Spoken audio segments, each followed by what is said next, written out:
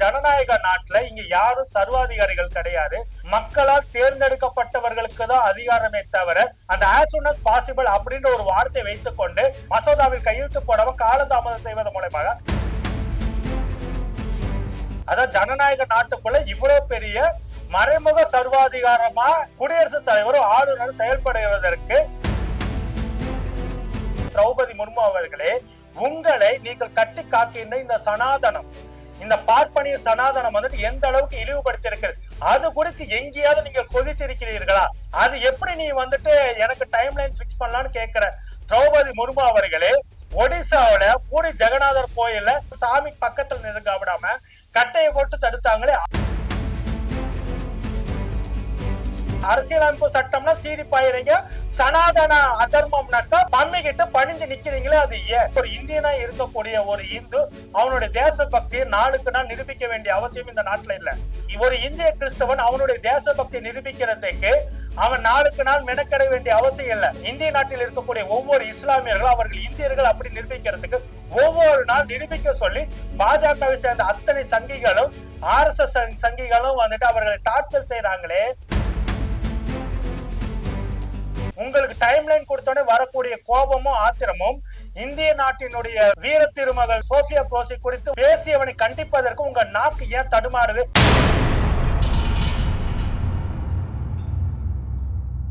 மைச்சனை 360 தோழர்களுக்கு வணக்கம்.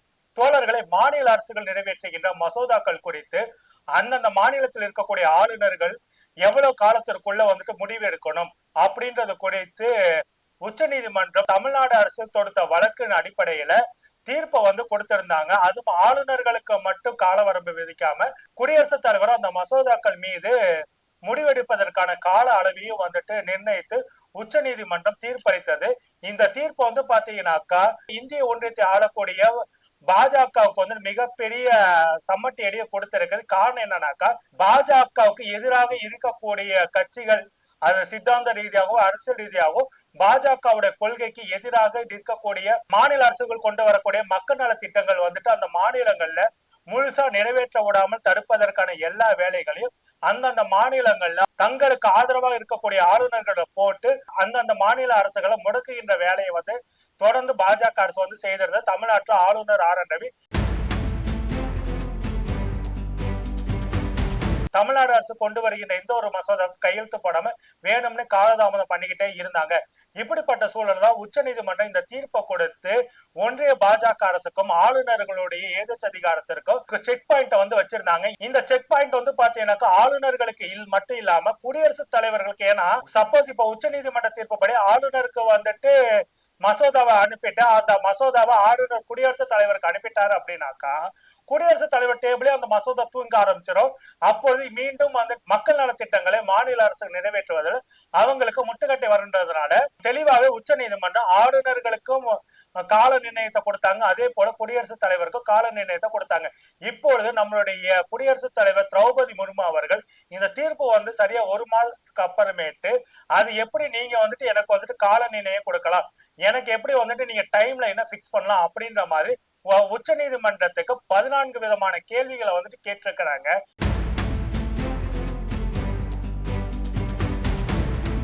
ஜனநாயக நாட்டுல இங்க யாரும் சர்வாதிகாரிகள் கிடையாது.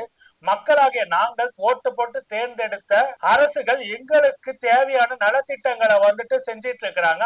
அப்படிப்பட்ட இந்த நலத்திட்ட மசோதாக்களுக்கு ஆளுநர்களோ இல்ல குடியரசுத் தலைவராகிய திரௌபதி முர்மு அவர்களோ கையெழுத்து போடாம அந்த மசோதா அந்த மசோதாக்கள் தங்களுடைய டேபிளே பெண்டிங் வைத்து அதை தூங்க வைத்து தூசுப்படிய வைக்கிற வேலைகளை செஞ்சிட்டு இருந்தா மக்களாகிய எங்களுக்கு எப்படி அந்த நலத்திட்டங்கள் சேரும்? இததான் கேக்குறது. குறிப்பாக ஜனநாயக நாட்டுல நாடாளுமன்றமா இருந்தாலும் சரி, சட்டமன்றமா இருந்தாலும் சரி, மக்களால் தேர்ந்தெடுக்கப்பட்டவர்களுக்கு தான் அதிகாரமே தவிர மக்களால் தேர்ந்தெடுக்கப்படாமல் மக்களால் தேர்ந்தெடுக்கப்பட்டவர்களால் தேர்ந்தெடுக்கப்படுபவர்களுக்கும் அவர்களால் நியமிக்கப்படுபவர்களுக்கு என்ன அதிகாரம் இங்க தேவை இருக்குது?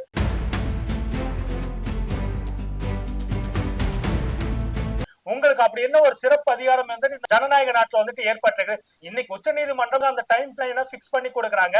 ஒரே ஒரு அரசியலமைப்பு சட்டத்துல as soon as possible அப்படின்ற ஒரு வார்த்தையை வைத்துக் கொண்டு ஒட்டுமொத்தமாக ஒரு அரசு கொண்டு வருகின்ற மக்கள் நல திட்டத்தை ஆளுநரும் குடியரசுத் தலைவரும் முடக்கி விடலாம். அதாவது மக்களால் தேர்ந்தெடுக்கப்பட்ட அரசு மக்கள் நலனுக்காக கொண்டு வரப்பட்ட திட்டங்களை அந்த as soon as possible அப்படின்ற ஒரு வார்த்தை வைத்துக் கொண்டு மசோதாவில் கையெழுத்து போடாம காலதாமதம் செய்வதன் மூலமாக அந்த மக்கள் நல திட்டத்தை முடக்குகின்ற வேலையை இவர்கள் வந்து செய்துட்டு இருக்காங்க. இது ஒரு சர்வாதிகார போக்கு, எதச்சதிகார போக்கு அப்படி நிலைப்பாடுதான் இது வந்து வெளிப்படையா தெரியுது. அதான் ஜனநாயக நாட்டுக்குள்ள இவ்வளவு பெரிய மறைமுக சர்வாதிகாரமா குடியரசுத் தலைவரும் ஆளுநர் செயல்படுவதற்கு இப்படி ஒரு சின்ன ஒரு லூப் பாயிண்ட் இருக்கிறது. அவர்கள் இந்த அளவுக்கு சர்வாதிகாரமா செயல்படுறாங்க அப்படின்றதெல்லாம் கணக்கில் வைத்துக் கொண்டுதான் உச்ச நீதிமன்றம் தனக்கு இருக்க சிறப்பு அதிகாரத்தை பயன்படுத்தி இவங்களுக்கு ஒரு டார்கெட்டை கொடுக்கறாங்க. நான் இவங்க இந்த as soon as possible அப்படின்ற ஒரு டேர்மை வைத்துக் கொண்டே ஆளுநர்களும் குடியரசுத் தலைவர் என்ன பண்றாங்க, மக்கள் நலத்திட்டங்கள் நிறைவேறக்கூடாம தடுக்கிறதுக்கு as late as possible, அதாவது முடிந்த அளவுக்கு தாமதம் செய்யணும் மசோதாக்கள் மேல அப்படின்ற மாதிரியும், அது மட்டும் இல்லாம as delayed as possible, அதாவது மேலும் மேலும் எந்த அளவுக்கு முடியுமோ அந்த அளவுக்கு தாமதப்படுத்துறது, postpone it as much as possible அப்படின்ற ஒரு இதை வச்சுக்கிட்டு முடிந்த வரைக்கும் செயல்பட விடாதபடி, அதாவது அந்த மசோதாக்களை கையெழுத்து போடாத அளவுக்கு வந்துட்டு செஞ்சுக்கிறது, keep it pending as long as possible அப்படின்றது போல முடிந்த அளவுக்கு இந்த மசோதாவை நிறைவேற்ற முடியாது. எவ்வளவு தாமதம் பண்ணணுமோ, எவ்வளவு தூரம் அதை வந்துட்டு பெண்டிங்ல வைக்க முடியும், அவ்வளவு தூரத்துக்கு வந்து அந்த மசோதா வந்துட்டு கிடப்புல போட்டு வைங்க அப்படின்ற மாதிரி இந்த as soon as possible வைத்துக் கொண்டு இவர்கள் இந்த 4 விதங்கள், அதாவது வந்துட்டு அந்த மசோதாக்களை தடுத்து நிறுத்துவதற்கு as late as possible, as delayed as possible, postpone it as much as possible, keep it pending as long as possible அப்படின்ற அடிப்படையில வந்துட்டு இவர்கள் வந்து பாத்தீங்கன்னா மக்கள் நல மசோதாக்கள்ல நிறைவேற்ற விடாம தடுத்து வைத்துக் கொண்டு முட்டுக்கட்டை போட்டுட்டு இருக்கிறாங்க அப்படின்னு சொல்ற. இந்த ஜனநாயக நாட்டுல மாநில அரசுகளும் ஒன்றிய அரசும் நிறைவேற்றுகின்ற மக்கள் நல மசோதாக்கள் குடியரசுத் தலைவருக்கும் ஆளுநருக்கும் ஒப்புதலுக்கு போகும்போது அவர்கள் ஒரு மசோதா வந்துட்டு நிராகரிக்கிறாங்கனாக்கா, சட்டமன்றத்திலையும் நாடாளுமன்றத்திலையும் ஒரு மசோதா வந்துட்டு நிறைவேற்றப்படுதுனாக்கா அந்த மசோதாவில என்னென்ன விஷயங்கள் இருக்கு, அதனால என்ன பலன்கள் அப்படின்றது வெளிப்படையா மக்களுக்கு தெரியுது. ஆனா அந்த மசோதா வந்துட்டு ஆளுநரும் அல்லது வந்து பாத்தீங்கன்னாக்கா குடியரசுத் தலைவர் அதை கையெழுத்து போடாமல் அல்லது அந்த மசோதாவை நிராகரிக்கிறாங்க அப்படின்னாக்கா அதுக்கு என்ன காரணம்ன்றது இது வரைக்கும் தெரியல. சமீபத்துல தமிழ்நாடு அரசு நீட் விளக்க மசோதாவை நிறைவேற்றி சட்டமன்றத்துல நிறைவேற்றி கவர்னருக்கு வந்துட்டு அனுப்புனாங்க. ஆளுநர் 6 பேர் அதை கையெழுத்து போடாம குடியரசுத் தலைவருக்கு அனுப்புனாரு. குடியரசுத் தலைவர் என்ன பண்ணாங்க, அதை நிராகரிச்சாங்க.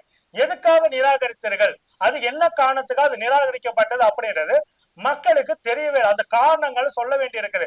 ஒரு மக்கள் நல மசோதா ஒரு மாநில அரசு கொண்டு வரும்போது இல்ல ஒன்றிய அரசு கொண்டு வரும்போது அந்த மசோதா எதுக்காக நிராகரிக்கப்படுது அப்படின்ற காரணம் மக்களுக்கு எங்களுக்கு தெரியணுமா தெரியக்கூடாதா? அது ஏன் அந்த காரணங்கள் வந்து சொல்ல மறுக்கிறீங்க? நீங்க அந்த காரணங்களை வெளியிடணும். அதாவது செய்தி வந்துட்டு நீட் மசோதா குடியரசுத் தலைவர் நிராகரித்தார், கையெழுத்து போடல அப்படின்னு செய்தி வருது. ஆனா என்ன காரணத்தாக நிராகரித்தான்றது தெரிய மாட்டேங்குது மக்களுக்கு. அதை தெரியப்படுத்த வேண்டியது நீங்க தானே அதை தெரியப்படுத்தணும். நீங்க அதை வந்துட்டு சொல்லணும் இல்ல, நான் கையெழுத்து போட மாட்டேன்னு சொல்லிட்டு பெண்டிங்ல வச்சிருங்க, இல்லைன்னா வந்து பாத்தீங்கன்னாக்கா நிராகரிச்சுன்னு சொல்லிட்டு சாதாரணமா போயிருங்க. என்ன காரணம் எங்களுக்கு தெரிய மாட்டேங்குது, ஏன் அதை சொல்ல மாட்டேன்றீங்க? அதாவது வந்து பாத்தீங்கன்னாக்கா அரசியலமைப்பு சட்டம் வந்துட்டு கொடுத்திருக்கின்ற அதிகாரத்தை வைத்துக்கொண்டு நீ யாரு எனக்கு வந்துட்டு டைம் லைனை பிக்ஸ் பண்றேன்னு கேட்கக்கூடிய இதே திரௌபதி முர்மு அவர்களே, உங்களை நீங்கள் கட்டி காக்கின்ற இந்த சனாதனம், இந்த பார்ப்பனிய சனாதனம் வந்துட்டு எந்த அளவுக்கு இழிவுபடுத்தி இருக்கிறது அது குறித்து எங்கேயாவது நீங்க கொதித்திருக்கிறீர்களா? உச்ச நீதிமன்றம் மக்கள் நலனுக்காக உங்களுக்கு டைம் லைன் கொடுத்தாக்கா அது எப்படி நீ வந்துட்டு எனக்கு டைம் லைன் பிக்ஸ் பண்ணலான்னு கேட்கிற திரௌபதி முர்மு அவர்களே, ஒடிசாவில பூரி ஜெகநாதர் கோயில்ல சாமி பக்கத்துல நிறுங்க விடாம கட்டையை போட்டு தடுத்தாங்களே,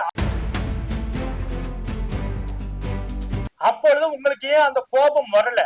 அரசியலமைப்பு சட்டம்னா சீடி பாயிறீங்க, சனாதன அதர்மம்னாக்கா பம்மிக்கிட்டு பணிஞ்சு நிக்கிறீங்களே, அது ஏன்? அயோத்தியா ராமர் அரசியல் வணிக வளாக சிறப்பு விழாவுக்கு உங்களை கூப்பிடாது ஏன்றது குறித்து எல்லாத்துக்கும் வெளிப்படையா தெரியும். நீங்கள் ஒரு பெண், அதுவும் குறிப்பாக பழங்குடி சமூகத்தை சேர்ந்த பெண் மட்டும் இல்ல, உங்களுடைய பர்சனல் லைஃபை வைத்துக் கொண்டு உங்களுடைய தனிப்பட்ட வாழ்க்கையில் ஏற்பட்ட அந்த துயரத்தை வைத்துக் கொண்டு உங்களே அந்த நிகழ்ச்சிகளை வந்து புறக்கணிக்கிற வேலைகளை தொடர்ந்து செய்தார்களே. புதிய நாடாளுமன்ற கட்டடம் திறக்கப்பட்ட போது கூட உங்களை வந்துட்டு நரேந்திரா வந்துட்டு புறக்கணித்தாரு. இப்பொழுதெல்லாம் உங்க வராத கோபம் வந்துட்டு உங்களுக்கு உச்ச நீதிமன்றம் மக்கள் நலனுக்காக ஒரு டைம் லைனை பிக்ஸ் பண்ணக்கா ஏன் அந்த கோபம் வருது, ஏன் அந்த ஆத்திரம் உங்களுக்கு வருது? அப்ப உங்களுக்கு மக்கள் நலன் முக்கியமா இல்ல நரேந்திராவின் துதிபாடிகளா நீங்களும் இருக்க விரும்புறீங்களா? அப்படிதான் நம்மளுடைய கேள்விகள் வந்துட்டு இருக்குது. குறிப்பாக இன்னொன்னு கூட வெளிப்படையா சொல்றேங்க, இந்த நாட்டுல இருக்கக்கூடிய எத்தனையோ இஸ்லாமியர்கள் வந்து பாத்தீங்கன்னா இந்த நாட்டினுடைய ஒற்றுமைக்காக தொடர்ந்து போராடிக்கிட்டே இருக்கிறாங்க. தொடர்ந்து அவர்களுடைய செயல்பாடுகள் மூலம் காட்டிக்கிட்டே இருக்காங்க. ஆனா இந்த ஜனநாயக நாட்டுல இன்னைக்கு வரைக்கும் மிகப்பெரிய அவலம், துயரம். ஒரு இந்தியனா இருக்கக்கூடிய ஒரு இந்து அவனுடைய தேசபக்தியை நாளுக்கு நாள் நிரூபிக்க வேண்டிய அவசியம் இந்த நாட்டுல இல்ல. ஒரு இந்திய கிறிஸ்தவன் அவனுடைய தேசபக்தியை நிரூபிக்கிறதுக்கு அவன் நாளுக்கு நாள் மெனக்கெட வேண்டிய அவசியம் இல்லை. ஒரு இந்திய பார்சி அவனுடைய தேசபக்தி நிரூபிக்கிறதுக்கு நாளுக்கு நாள் அவனுக்காக எந்த ஒரு பகிரந்த முயற்சியும் எடுக்க தேவையில்லை. ஒரு ஜைனனோ ஒரு பௌத்தனோ அவர்களுடைய தேசபக்தி நிரூபிக்கிறதுக்கு எந்த ஒரு ஆதாரத்தையும் வெளிக்காட்ட தேவையில்லை. ஆனா ஒரு முஸ்லிம் இந்த நாட்டுல வந்துட்டு அவன் ஒவ்வொரு நாளும் அவனுடைய தேசபக்தியை இங்க இருக்கக்கூடிய பாஜக RSS சங்கிகளுக்கு நிரூபிக்க வேண்டிய காலகட்டாயத்துக்கு அது 2014 நரேந்திரா பிரதமராக பொறுப்பேற்ற காலத்திலிருந்து தொடர்ந்து அவர்களுடைய தேசபக்தி இஸ்லாமியர்கள் இந்திய நாட்டில் இருக்கக்கூடிய ஒவ்வொரு இஸ்லாமியர்களும் அவர்கள் இந்தியர்கள் அப்படி நிரூபிக்கிறதுக்கு ஒவ்வொரு நாள் நிரூபிக்க சொல்லி பாஜகவை சேர்ந்த அத்தனை சங்கிகளும் RSS சங்கிகளும் வந்துட்டு அவர்களை டார்ச்சர் செய்யறாங்களே. அதுக்கு வந்துட்டு நீங்க வந்துட்டு பொங்கல் இந்த நாட்டினுடைய மதச்சார்பின்மையும் ஒற்றுமையும் பேணி காக்க வேண்டிய முக்கியமான கடமை உங்களுக்கு இருக்குது. ஆனா நீங்க அதை குறித்து எந்த ஒரு கவலையும் தெரிவிக்கல. இது எல்லாத்தோட முக்கியம். இன்னும் வெளிப்படையா கேட்கிறேன், இந்தியாவின் வீர திருமகள் கர்னல் சோஃபியா குரோசியை குறித்து மத்திய பிரதேச மாநில பாஜக அமைச்சர் குன்வர் விஜய் கர்னல் சோஃபியா குரோசி வந்து பாத்தீங்கன்னாக்கா பாகிஸ்தானின் சகோதரி அப்படின்னு சொல்லிட்டு அவரை இழிவுபடுத்துறாரு.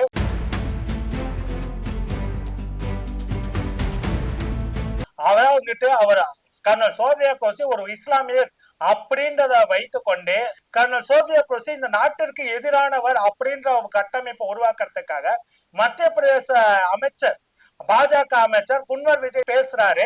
நீதிமன்றமே கொந்தளித்து போய் கேள்வி கேட்கிறாங்க.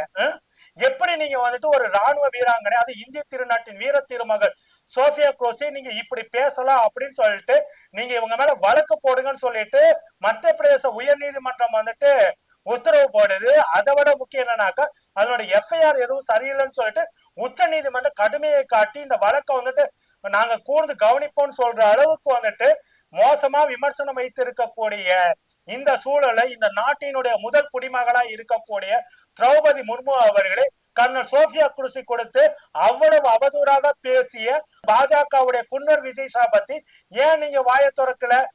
உங்களுக்கு டைம்லைன் கொடுத்தோடனே வரக்கூடிய கோபமும் ஆத்திரமும் இந்திய நாட்டினுடைய வீர திருமகள் சோஃபியா குரோசி குறித்து பேசியவனை கண்டிப்பதற்கு உங்க நாக்கு ஏன் தடுமாறுது?